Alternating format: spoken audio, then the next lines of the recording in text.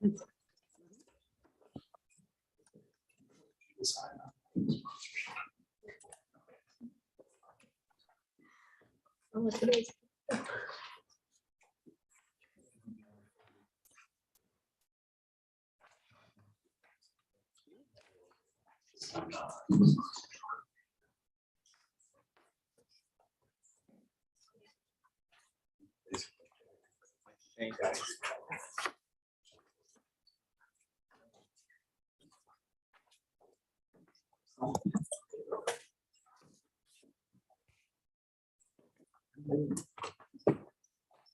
still 5:59. I want to get going. I just want.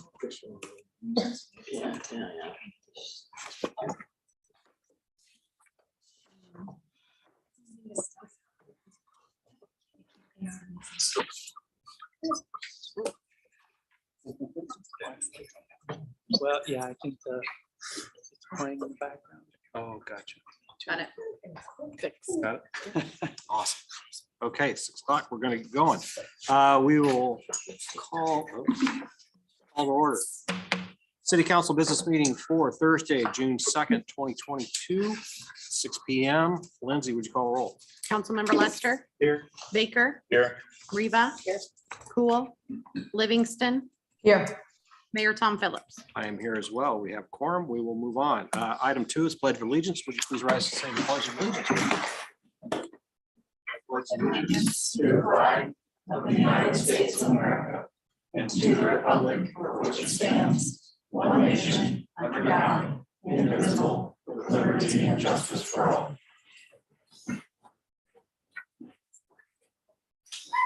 Right. Item 3 is approval of the agenda. We have a new item of 6A that we're going to talk about, and we're going to pull item 6L. Anybody like to move any of the consent agenda items to the regular agenda? Hearing none, can I get a motion to approve the agenda as amended? Motion. I got a motion by Baker. I'll take that as a second, Jack. Thank you. All those in favor, aye. Aye. All those opposed, same.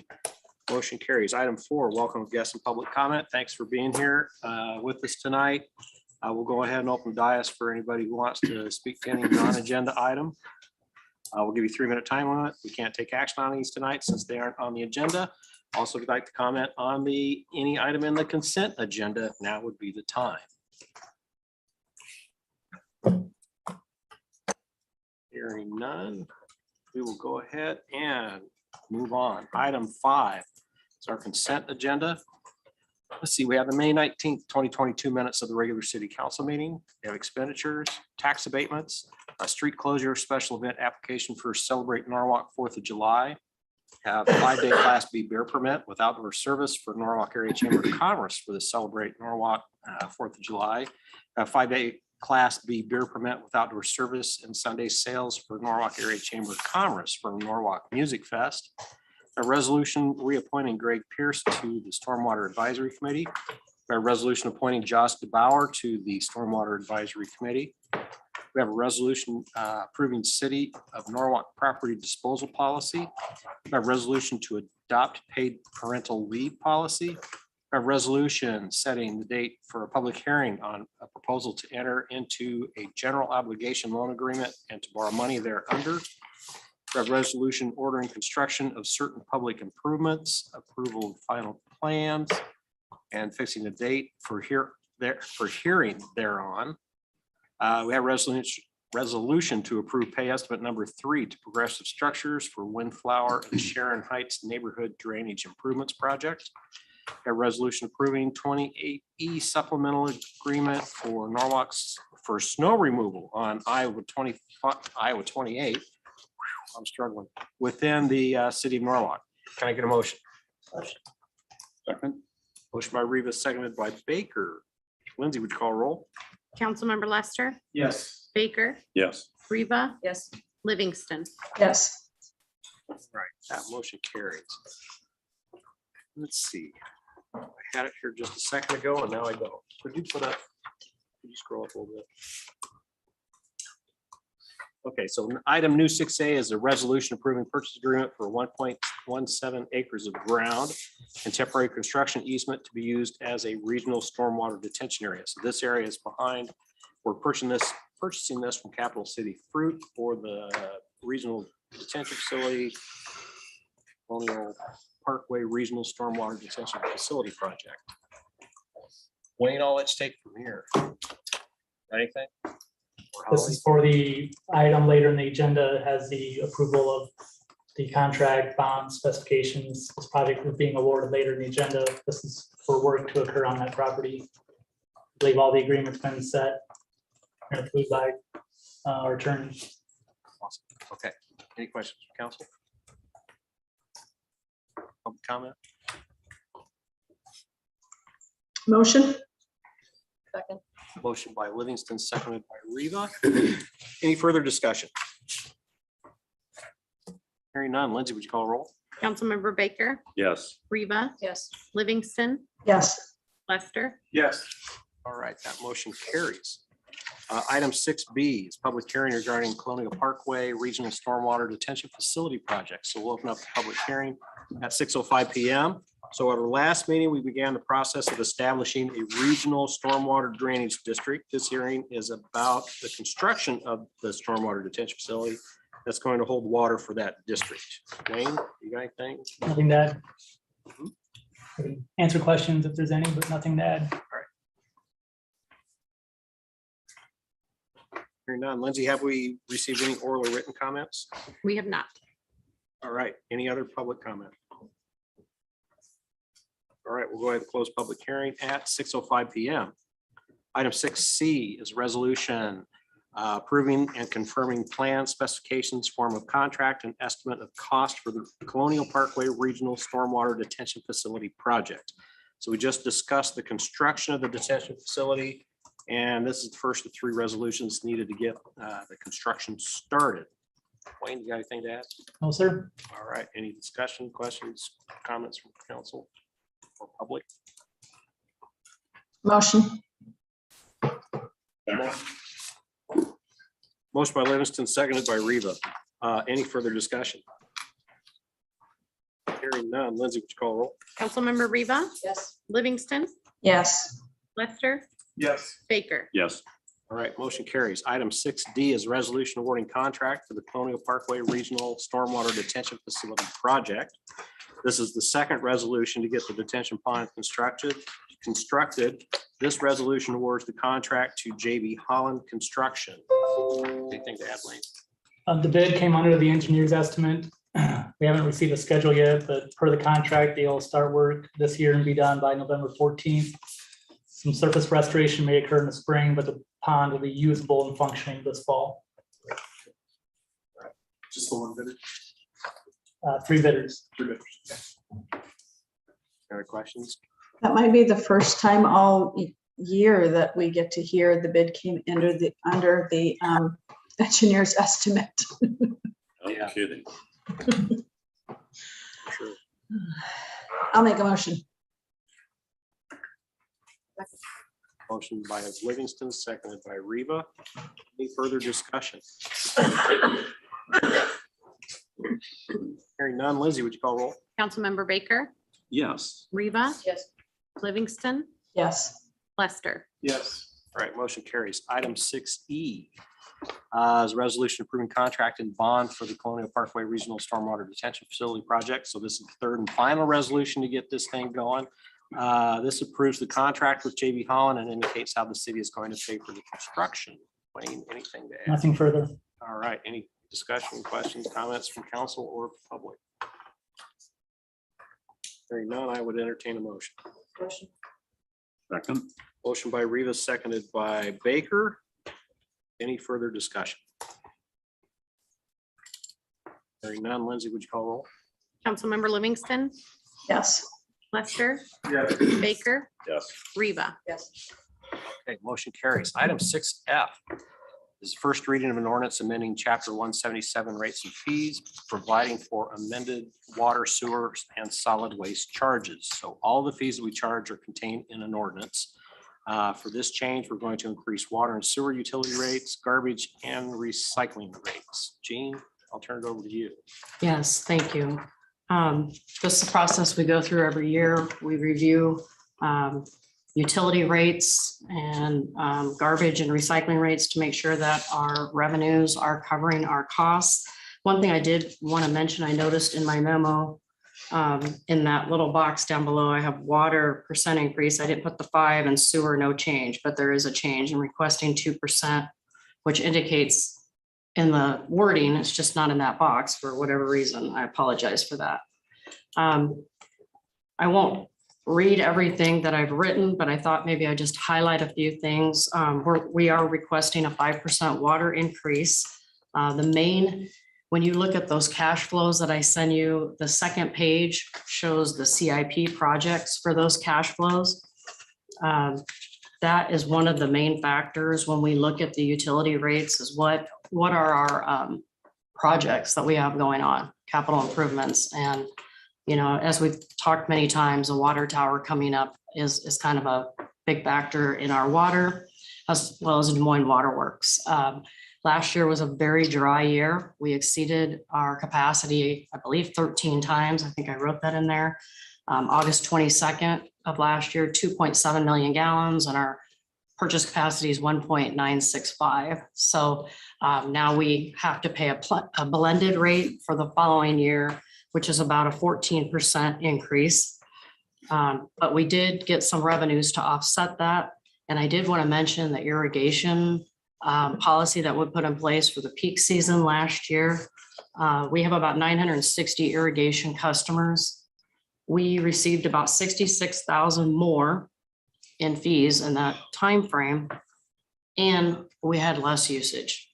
So I think that's telling us it's working, what we did. So we also gained about 60 meters, which tells us about 30% of the homes are putting in irrigation, which I thought was high. But people like nice lawns. The sewer, we did a 2% increase. We have not increased sewer for 2 years, but we do have some projects that we believe will affect that. And we are pretty high in the metro. I did a comparison of 12 metro cities, 10,000 or larger. For as far as water, we're right in the middle. Sewer, we're a bit high, although our availability charges are lower. So that's why we recommend a 50 cent increase in the availability charge for water. It's really our only source of fixed revenue, and we know we have fixed costs. We've got personnel expenses, we've got debt payments that we're making. So it just seems to be a little more fair and equitable approach in that regard. And why we're increasing, still $6, pretty low in the area. The big one, really, stormwater, not recommending anything at this time. We're covering our costs. The big one's the garbage and recycling. Metro Waste came and did a presentation earlier in the year. And, you know, they had contracts in place for 10, 20 years with several different haulers, and they just weren't covering their costs. So what they're doing is a regional approach. They've hired one contractor for garbage and then one contractor for recycling. So the Ankeny Sanitation for garbage and yard waste, and Waste Connections for recycling. It's a pretty big increase. It's a 20% increase, or $2.65 a month. So we're looking at $15.90, my glasses on, per month for the 96 gallon toter, which is the majority of our households. And then for the smaller size, $14.70. And we believe 85 cents would cover our administrative costs. We have some of our administrative folks that deal with this. We put some of their wages to cover that. And then we mail out stickers and we just do some other things from time to time. So I think 85 cents is about, you know, we're not trying to make money. We're just trying to cover our costs. With that, I don't think I have anything else to highlight. If you have any questions, I'd be happy to answer. I've got one, and it's regarding the 48 gallon toter versus 96 gallon toter. So do we get charged less if somebody takes a 48 gallon toter? We get charged the same amount. So why are we charging less for that? We're paying the same regardless. That's a why are good we charging question. less? I'm not sure why. Because it's more difficult to Oh, wait, explain we do that to a get, no, customer. I take that back. We do get charged less. I do take that back. That's why we separated them. And I Okay, I just don't wanna have that make in sure- front of you- me. You said 1505 in the write-up. I just wanted to make sure that we weren't getting charged 1505 and only charging 1470. They do break it down on the bill. I apologize. I don't have that in front of me. I just looked it up. There's like 368 of the 48 gallon and then 3,000 and, or 4,000, about 4,100 of the others. They do break it down. Thank you. Anything else? Any public comment? We get a motion to approve the first reading. Second. Motion by Rivas, seconded by Baker. Any further discussion? Hearing none. Lindsay, would you call roll? Councilmember Lester, Yes. Baker, Yes. Reba. Yes. Livingston. Yes, All right, motion carries. Item 6G is a public hearing regarding an amendment to chapter 175 zoning regulations regarding swimming pool enclosures. So we'll open up the public hearing at 6:15 PM. So when we adopted the 2018 International Swimming Pool and Spa Code, we inadvertently allowed swimming pools to be installed if there was a properly rated covering over the pool with no fence. So this change codifies that there needs to be a fence installed around pool regardless of the pool having a cover. Luke, is that right? That is correct. There's also some tweaks to some definitions via the P and Z discussion. Wanted to make sure that a spa hot tub was differentiated differently than a swimming pool and would be able to be located in a backyard without a fence if it had the proper cover. If it does not have the proper cover, then it'll still be required to have the fence. Or barrier is the better term, but yeah. Okay, so Lindsay, we received any oral or written comments on this item? We have not. Any public comment or comment from council? I have a question. Go ahead. So, sorry, Brian. So looking at the definition of swimming pool, all outdoor artificial, I'm paraphrasing, receptacles of either temporary or permanent construction capable of containing water of a depth of 18 inches, whether used for swimming or aesthetic purposes. So I'm not sure exactly what this is, what the goal of this is to encompass, but it seems to me that this definition also could include like water features at somebody's house, like a pond in their, like a decorative pond in the front yard. I know several people who have those, or where the depth is greater than 18 inches. Is that what we mean to include? Koi pond. So Yeah, koi pond, good. Luke, if you could scroll back up to the staff report version of that definition, it shows a little better. That is our current definition of a swimming pool in the What zoning is- ordinance. I'm sorry, what? What Yep. is the one, 335? Yep, 335 is the current definition of swimming pool. What we are proposing for this amendment is to say, what shall exclude spas? Because our P and Z, when we took this to them, wanted to make sure that a spa wasn't required to have a barrier around it at all times. Yeah, I understand. I understand that distinction. That doesn't actually answer my question, because I wouldn't describe a koi pond as a spa. And I also wouldn't describe a koi pond as a pond created through the collection of stormwater or drainage runoff. And maybe it is, and I just don't realize that. So is that not covered in your last sentence? It shall exclude man-made lakes or ponds? Created through the collection of stormwater or drainage. And what I'm saying is I got it. So yes, our current definition of a swimming pool considers things like koi ponds, water features, anything that's over 18 inches in depth to be a swimming pool. So, I don't know. Okay, so really, are we, I mean, I'm just making sure I understand this. We're really gonna start enforcing this? Because like I said, I know there are a lot of people around town who have these garden pond features in their front yard. So we're gonna, and I asked some of them actually, when I saw this agenda item, how deep it is. The average was 2 to 2.5 inch, 2 to 2.5 feet. So are we gonna go around and I mean, since we're working on modifying this, I want to make sure we're enforcing what it says and we mean for what it says.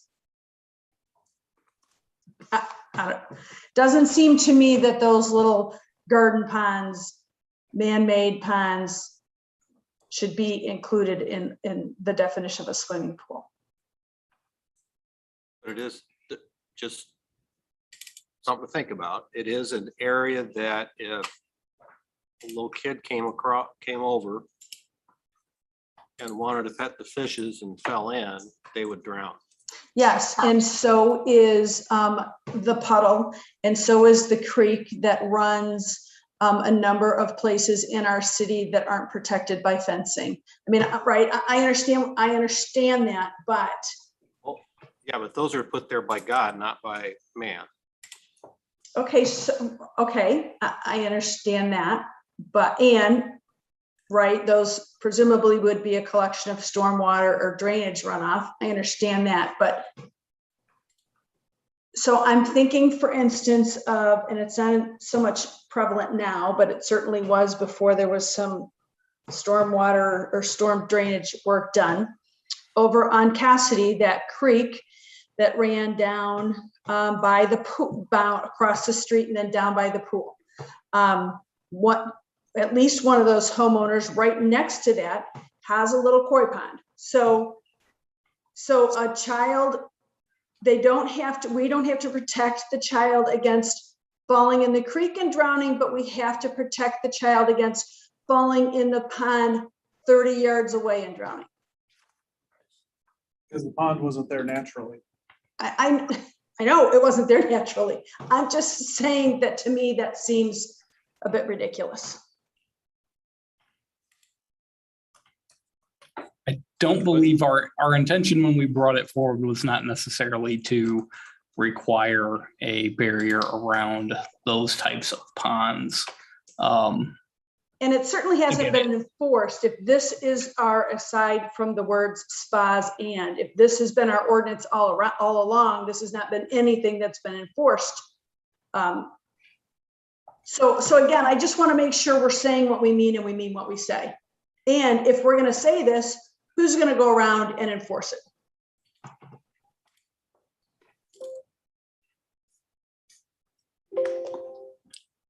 I would say and I'm trying to search this pool and spa code. Usually it's enforced after someone. Our swimming pool things are enforced part of a swimming pool permit that we issue. Those koi ponds and types of things, as far as I can tell from looking at our pool and spa code right now, are not termed a swimming pool for building permit standpoint. So those would not require a permit. Thus, we wouldn't have a way to check if they had a barrier if we decided to require it. So then can we marry up the language between the definition in our permitting process and this definition? Yes, the disconnect there is that the pool and spa code has probably 8 different definitions of different types of swimming pools, whereas our zoning code just wants to define a swimming pool very broadly. So we've already done that. The spa definition there was pulled right from the building code. We can go back and modify this to take some of the swimming pool definitions from that to match them up a little better. Okay, that would be great. I certainly don't think that the intention of this has ever been to require koi type ponds to be fenced. So I'm not opposed to the ordinance in general. I just would like the language a little less broad, maybe, or more broad. I don't know what the right word is. Jackie, so this is the first reading is this something, Paris, that you guys can make some adjustments to that for the second reading? Yeah, I don't see any reason why we couldn't do that. I'm fine with that. So you'd be comfortable with at least approving the first reading, moving on? I'd like that. I would in this case, yes. Awesome. I have a quick question. Is the two that are in place now, they would be grandfathered in? Yes. I have a quick question too. So on the spas, I'm not advocating putting fences around hot tubs. But if it has a lid, it's fine. Does somebody need a permit to put a hot tub in? Yes. Okay, and somebody go inspect and make sure it has a lid? I don't know why you would not put a lid on a hot tub, it just, all your hot air. would- Yes, we would have I don't think we do as many inspections as a full like in-ground swimming pool, but we would be looking at it at least once to make sure that we had everything So as squared. long as the lid is on the first time you inspect it, if they choose to take the lid off after that, it's just. Yep. And from the lid perspective, it's not just any lid. It has to meet a certain rating code that the code calls out. So.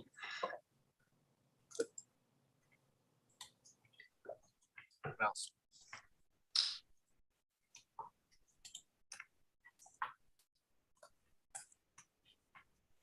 It's good to see this. Yeah. I think it's needed. Can I ask you if we've gotten any oral or written comments? Yes, Okay. we have not. I didn't check it off. Okay, thank you. Anything else or any other public comment? Hearing none, we'll go ahead and close public hearing at 6:25 PM.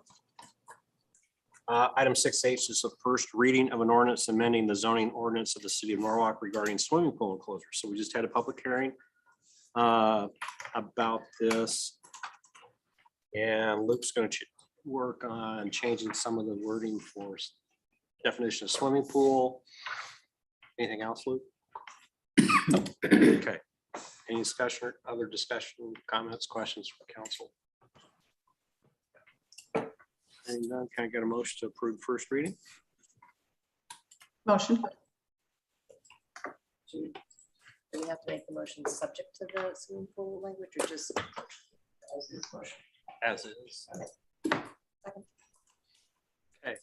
Motion by Livingston, seconded by Reva. Any further discussion? Lindsay, would you call roll?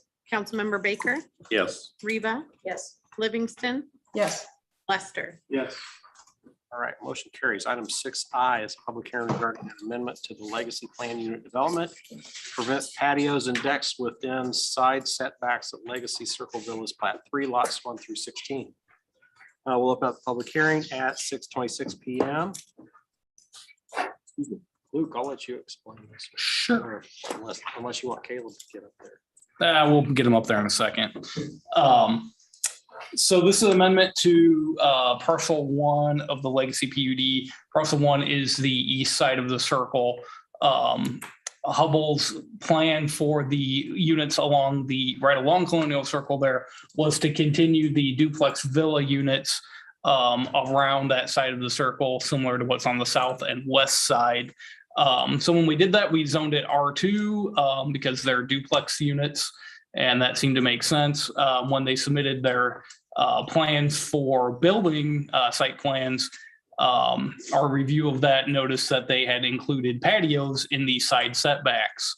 The area to the south and to the west is zoned R3, which has 0 lot line setbacks, which would allow a patio in that area. The area for R2 has setback requirements, and so our code would say don't do patios in the setback there. So this is simply to allow patios to go adjacent to those duplex units, similar to what is on the south side and the west side of Colonial Circle. Thank you. Lindsay, have we received any written or oral comments on this? We have not. All right, any other public comment? Hearing none, we'll go ahead and close public hearing at 6:28 PM.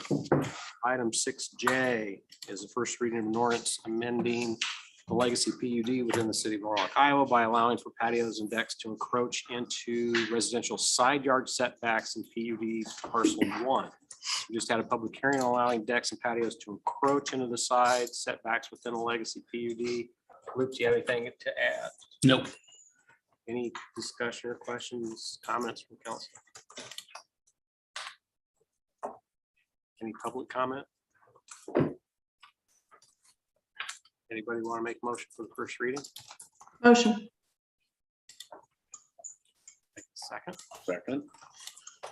Okay, motion by Livingston, seconded by Baker. Any further discussion? Hearing none. Lindsay, would you call a roll? Councilmember Riva, Yes. Livingston, Yes. Lester, Yes. Baker. Yes. All right, motion carries. Item 6K is resolution accepting the Legacy Circle Villas Plat 3 infrastructure and releasing the subdivision bond to Legacy Circle Villas 2 LLC. So council approved the final plat for the Legacy Circle Villas Plat 3 with a surety bond in lieu of construction of public improvements. Now that all the improvements have been installed, this resolution is to return the surety bond to the developer and accept the public infrastructure into our system. And please note that there is a 4-year maintenance bond for these improvements, as is normal for most public improvements. Luke, anything to add? Nope. Any discussion, questions, comments from council? Motion by Lester, seconded by Riva. Any further discussion or public comment? Hearing none. Lindsay, would you call roll? Councilmember Lester, Yes. Baker, Yes. Riva, Yes. Livingston. Yes. Sorry. All right, motion carries. We're skipping 6L. Look at 6M is second reading of an ordinance amending chapter 107 benefited stormwater drainage districts of the Norwalk Municipal Code. So these are clarifications and updates to our existing ordinance that allows the city to establish a stormwater district, drainage district, does not establish a specific district. This is, like I said, this is second reading. Luke, you got anything to add? Any questions or comments, discussion from council or public comment? Hearing none, can I get a motion? Second. Motion by Riva, seconded by Livingston. Any further discussion? Hearing none. Lindsay, would you call a roll? Councilmember Lester, Yes. Baker, Yes. Riva, Yes. Livingston. Yes. All right, motion carries. Item 6N, second reading of an ordinance establishing the Colonial Parkway Regional Stormwater Drainage District. So this ordinance establishes the district that will feed the detention pond that we approved at the beginning of the meeting. Luke or Wayne, you got anything to add? No, sir. Any discussion, questions from council? Public comment? Motion. All right, motion by Lester, seconded by Riva. Any further discussion? Hearing none, Lindsay, will you call roll? Councilmember Baker, Yes. Riva, Yes. Livingston, Yes. Lester, Yes. All right, motion carries. Item 7, council inquiries and staff updates. We got a 2021-2022 winter operations update by Wayne. This is just a report I submit every year to council detailing the cost we spend responding to snow events. Pretty typical season. We had a little less than last year. We do calculate how much we spend on time and materials on the highway. Compare that to what we receive from the DOT, and the DOT is still adequately compensating the city for the work we put out there. That's it. All right, anything else? 2 things tonight. On Monday and Tuesday, we're gonna have some eastbound lane closures around Casey's. On Monday, we'll have a detour route set up, and then on Tuesday, we'll have some flaggers. It's for eastbound only. And it'll just be from 8:30 to 3:30, just to get some additional work done earlier on the project. And then we put out on notice today, Richard George from Cherry Parkway to Myrtle House will be closed tomorrow. Both these are for project and street patching work, so 'tis the season. That's it. Thank you. Jim? David? Right, 2 things. Ash trees, we've got a lot of dead ones, so I'm hoping we can get proactive on that this year. just in the long term there. So, and then on the flip side, I was talking to Luke about this, that I thought that this would be our LMI dollars if we have people that can't afford the removal of a tree, that this would be for them to fill out of that. Get the tree removed that way, and because it's a safety thing, and to me, it fit that purpose. So hopefully we can use that way and possibly even buy a tree to replace that tree in the end. I don't know if that's in that process. I did bring that up to Paris and he did confirm in fact. I'll update it when it's my turn. Oh, It's not perfect. fair. I wasn't gonna. Just steal his thunder. But then on the flip side, I just want to say congrats to all the Norwalk spring sports. The girls lost today 1-0. So girls soccer is done, but that's the end of the spring sports, but they've had a very successful year. Soccer, track, tennis, and golf even had a good year. The ones that played in the fall or spring. So congrats to them. Thank you. Luke. Yeah, so on the LMI front, we do have 2 eligible applications that we're working through. So I hope to have a contract for the first one to you guys, either at your next meeting or the first meeting in July. The other one, we're working on getting the contractors, cost estimates put together. So there are still some dollars out there. A dead, dying, diseased tree and its removal would meet the program's requirements. So there is that route.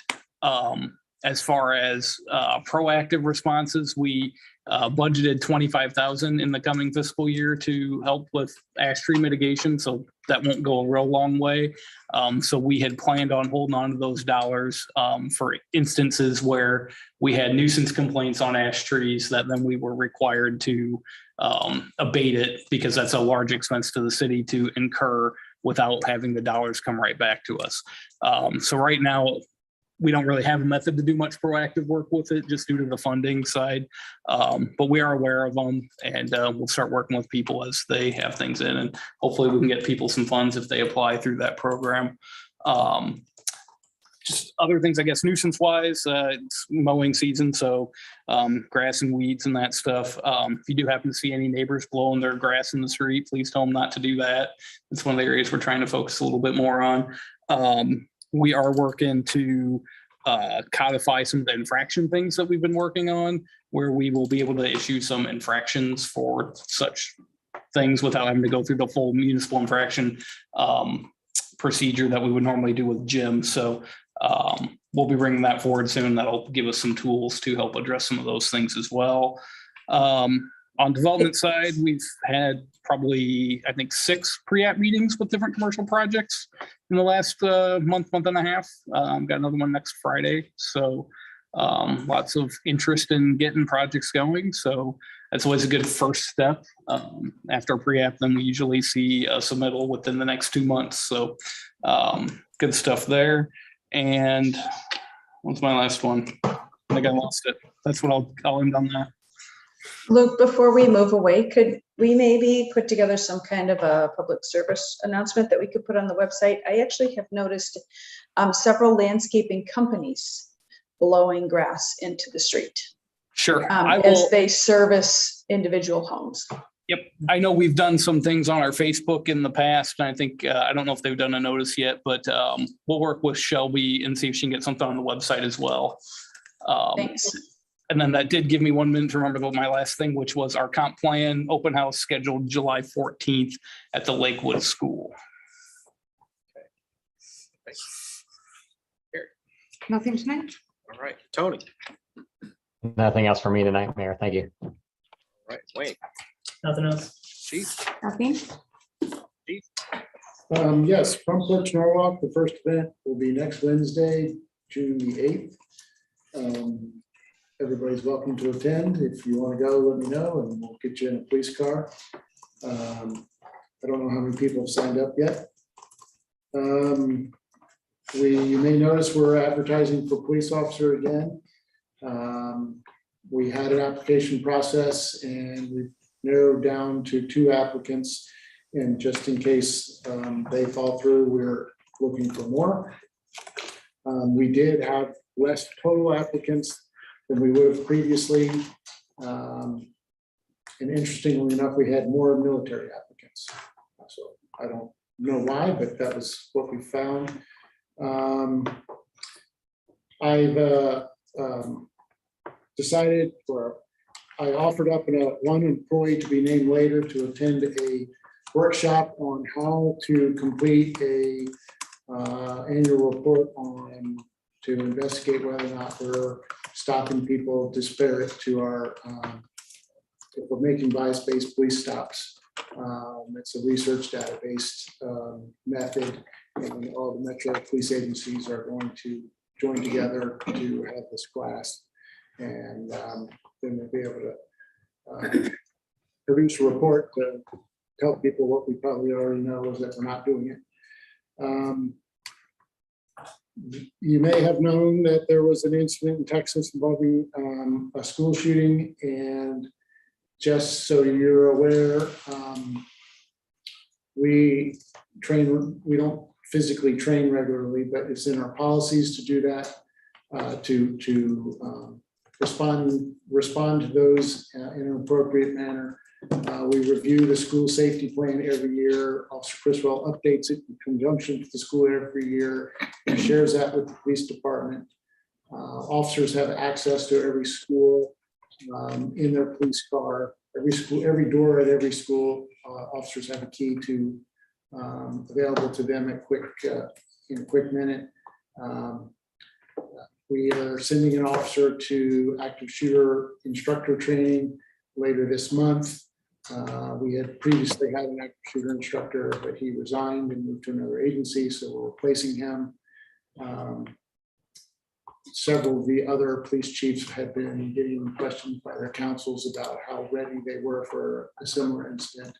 And I'm just telling you this because we're about as ready as we can be, minus a drill, which we're trying to, an actual live role-playing drill, which we're trying to set up currently with all the Warren County agencies together sometime this summer. And then lastly, a reminder that Sunday, June 12th is the Ironman bicycle race. And we will start, or not bicycle race, triathlon, which the bicycle portion comes from Norwalk. We are going to start into this week, next week, information campaign about closed roads. The impact to Norwalk itself is kind of minimal. However, everybody needs to know that you cannot go north on Highway 28 or 63rd past Army Post Road for the entire day on Sunday the 12th. Be able to exit town on any current road other than 50th Street North. And you won't be able to enter town on any road except for G14 coming to the east. But there'll be maps and everything else put out on social media. That's all I got. All right, thank you. Gene? Putting together information for the upcoming bond sale. I will be sending out the preliminary official statement for your review early next week for approval at the 16th meeting. So hopefully give you plenty of time to review. And that's sale date, July 7th. That's all I have. Just a couple of updates for you. So Norwalk Central, I think we're pretty close to this site plan, everything being done with that staff wise to get back in front of P&Z and then council. So that's moving along. And then the bid schedule. So Lindsay's been working with DeNovo on that. And it looks like right now, June 16th, the process will begin, and the bid letting is July 21 is what it looks like, which is good because that gets our building, our facility moving forward for that. And then we're still on schedule for the infrastructure with the mass gradings going really well. So they're still looking at end of summer, some of that infrastructure going in, the roads, September, October. So that's going well. We're applying for a $6 million grant, but we have to bring that application to you guys on the next council meeting to approve. But it's through IEDA, and it would give us, if we get what we're applying for, we get up to $6 million. To go towards the Norwalk Central general project in conjunction with the private developers. So pretty exciting on that. Our groundbreaking Director Durham even brought that up to us. She asked if we were applying for it. So I think they were hoping we do, which is a good sign. And then the hotel, they have their purchase agreement for a parcel in Norwalk Central, which is great. And they're working through some kind of unique site plan layouts that they're trying to fit into that town center concept, but I think they'll be able to get that worked out. And then as far as new facilities, the Turnberry Square parcel, which is north of City State Bank. So the developers that purchased that ground have some really great concepts and renderings. I don't know if they've turned in any site plans yet, but they're kind of hoping to do groundbreaking in July. Might be aggressive. I think they want to try to lease in September, October. Again, aggressive, but good for them. They have 2 LOIs already. We have 3 LOIs in Hughes, Century Crossing, Norwalk Central for commercial. 2 commercial users working on sites in Marketplace. Very exciting. And then on the South Industrial project, so the buyers that are purchasing that 3940 acre parcel south of Michael Foods, they're in their due diligence phase. We've met with them a few times. They would build 4 to 5 facilities out there on their parcel. We're working on some annexations of 2 different parcels in that area so that we can bring them in voluntarily at the same time for that. And we've had a lot of interest from coffee shops, auto repair, car washes. I think we have 4 car washes trying to find, they're like in this dead heat, who can get to their lot first, buy their lots first. So we may have a lot of car washes next year. But what I will say about that interest level changing a little bit is I feel like Norwalk is now moving from that stage 1 of suburban commercial growth, which is a lot of dentists, chiropractors. Yeah, that's yeah. You're getting into auto body, you're moving up the chain. So, yeah, that's it. All right, thanks. Jean. To follow up what Chief Staples was saying about Front Porch Norwalk, the library is also hosting Front Porch Norwalk again this year for folks who may live in apartments or just aren't comfortable inviting people to their yards or going to someone else's yard. So we'll have some outdoor games and different things there, and Fairway is donating ice cream treats. So come join us for that. Also, I dropped off the flyer that has our entire schedule for June and July at the library. It's for all ages. I would just like to thank Shelby Heisel, our communications coordinator. She put all of this together and it's color coordinated. It is everything I ever wanted in a flyer. So thanks for letting us borrow her for that project. Right now at the library, we have about 12 teens who are doing a candy sushi making program. So that's a pretty good number of teens getting together at the library. So we're happy about that, and many more programs to come this summer. In addition to that, a couple weeks ago, the Library Board of Trustees held a special session, and it was to go over the space needs study for the future library. The community is growing very quickly, as we all know, and as Holly was just talking about, and the designer, or the consultant, I should say, that prepared this information would be glad to share that information at a future work session if the council was so interested in that. It's very interesting stuff. So just let me know and I can schedule that. Okay, thanks. Robin.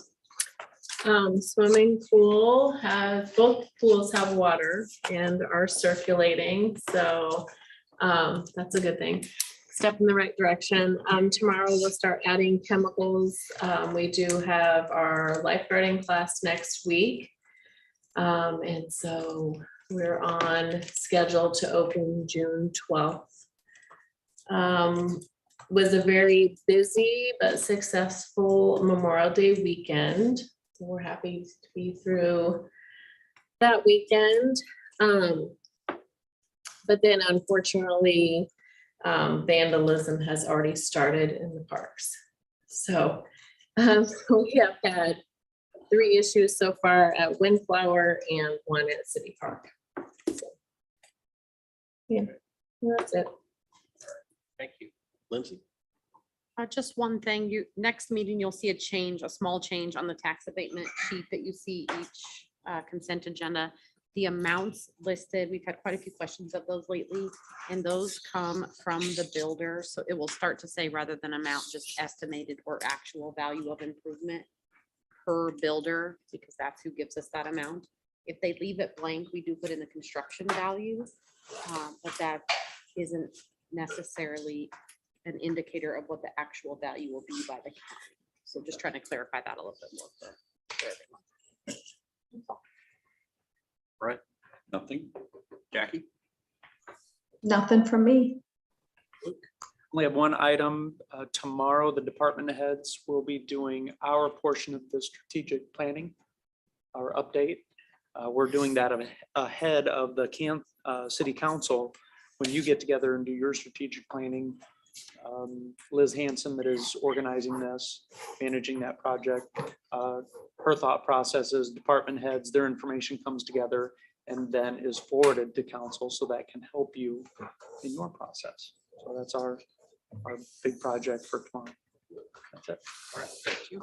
A couple things. I agree with Chief and Gene about Front Porch Norwalk. It's a great thing to go out and go to a couple of them. So go. You can give Chief a call and get in a police car because officers go to all of them. And Chief and I go to a few of them. And it's interesting to just sit or stand and talk to folks in their driveways. Iowa League of Cities, I believe the registration is open for the conference. I think hotel block opens up on June the 8th. So if you want to go to the conference, give Lindsay a call and let her know. I'd like to give a thank you to Jackie. Jackie and I were at the Memorial Day